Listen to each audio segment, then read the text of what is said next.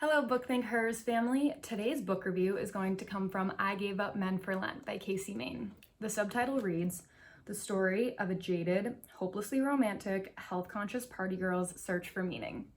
So right off the bat, I want to note that Kacie's book isn't at all about ragging on men because of how terrible they are. It's a super honest, vulnerable, and self-reflective journal style about her own search inward for greater purpose.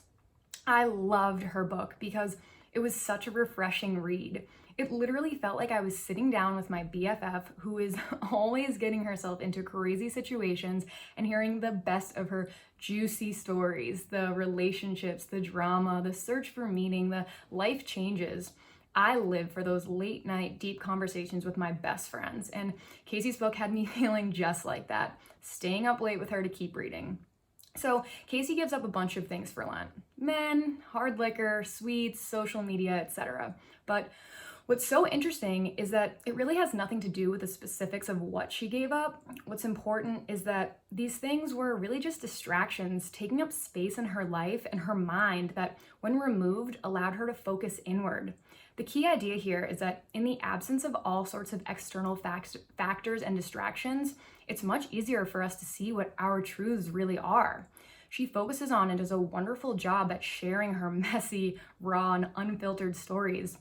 She talks a lot about how in our age of social media, we always see the best of everyone's lives, their best moments, their accomplishments, with none of the work that leads up to those things, their best photos, the optimal angle, and the perfect filter. And it can be really difficult to share the things that aren't so pretty and aren't so filtered. So I totally applaud her for being so authentic and showing the reader what the process actually looks like. Growth and personal development are not linear, nor is it easy or simple or even sexy at times. Growth is choosing to stay in and read or study when everyone else is going out. Growth is waking up at 5 a.m. to train for a marathon because that is something you've always wanted to accomplish. Growth is ordering water instead of wine because you're saving money for that big trip that you're so excited to take. Growth is making a promise to yourself and then falling short and feeling discouraged. Growth is making mistakes so that you can learn from them. Growth is pain and joy and sweat and tears and frustration and celebration and so many things combined in one. Another idea I found really interesting and helpful to me was her discussion about why it was so hard for her to buy into the whole self-help and personal development thing. Kacie explains that for her, she needs to understand the how and why of things in order to fully engage with them. For example, how is writing down things that she's grateful for going to make a difference in her life?